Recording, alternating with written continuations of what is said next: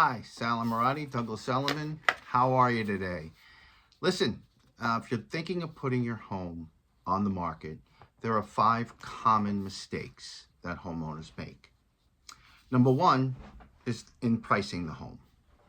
Now, there are 3 ways to price a home: above market value, at market value, or below market value. Depending on your plan, one of those is best for you. Now, when we talk about over market value, we don't mean way over market value. A year or 2, 3 ago, there wasn't a price you could put on your house that seemed overpriced. It was ridiculous.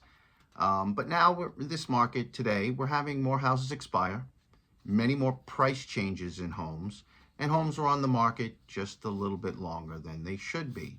So pricing the home right, depending on your needs, of course. I mean, I have a homeowner that had their eye on a house and wanted to go to contract in another house out of state. They needed to sell their house quickly, so we priced low and attracted multiple offers. Then there are people that haven't found the house yet, maybe a little nervous about the market, and say, "This is my price. Make me move." It's a make me move number, and I'll find something. And then there's the middle ground. So what's right for you is important, but you need to know what your plan is.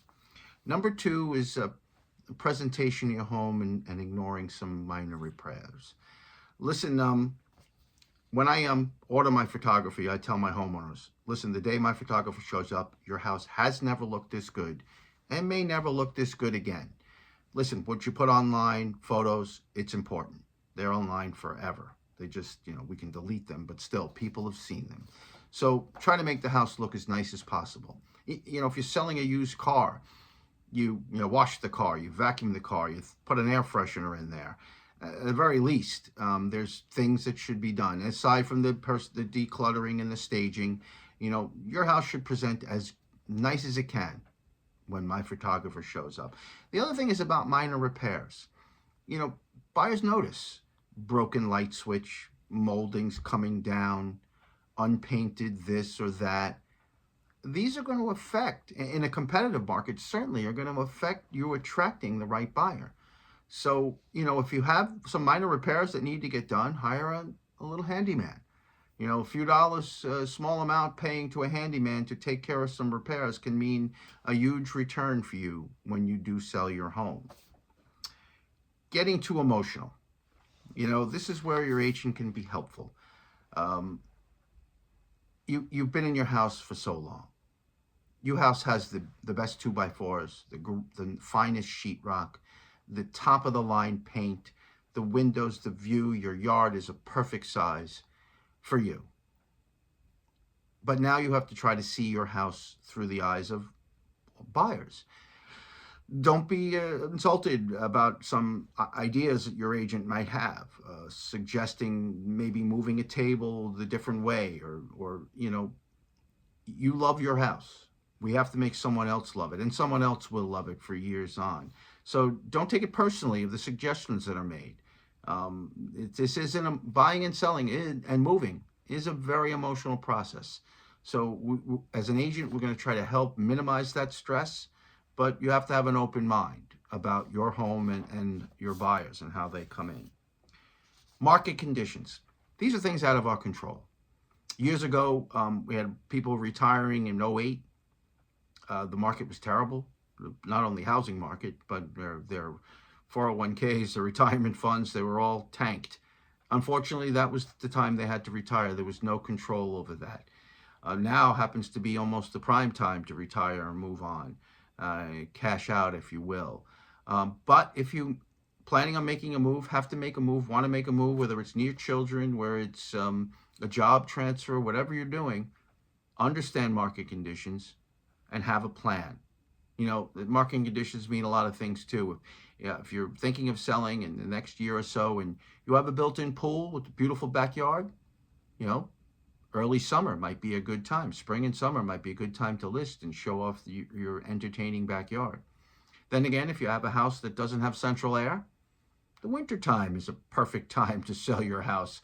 No one's talking about central air anymore in November and January. So market conditions, understand, trust your realtor to give you some ideas to help you make a plan. Lastly is being flexible in showings. It's very important, particularly in the first 10 days of your listing. I understand people work from home. They have pets they have to take care of, children that have schedules. Um, you really got to make yourself available for people to get in to see your house. If you can't get anybody in to see your house, you can't sell it, particularly on the weekends. And I know a lot of agents have to accompany all showings, and that's great if you're able to. But I can remember many times trying to schedule a house in an area, in my area, and trying to schedule it and got turned down and then just couldn't schedule, couldn't work it out with the agent, the listing agent. She just had to accompany and was never available.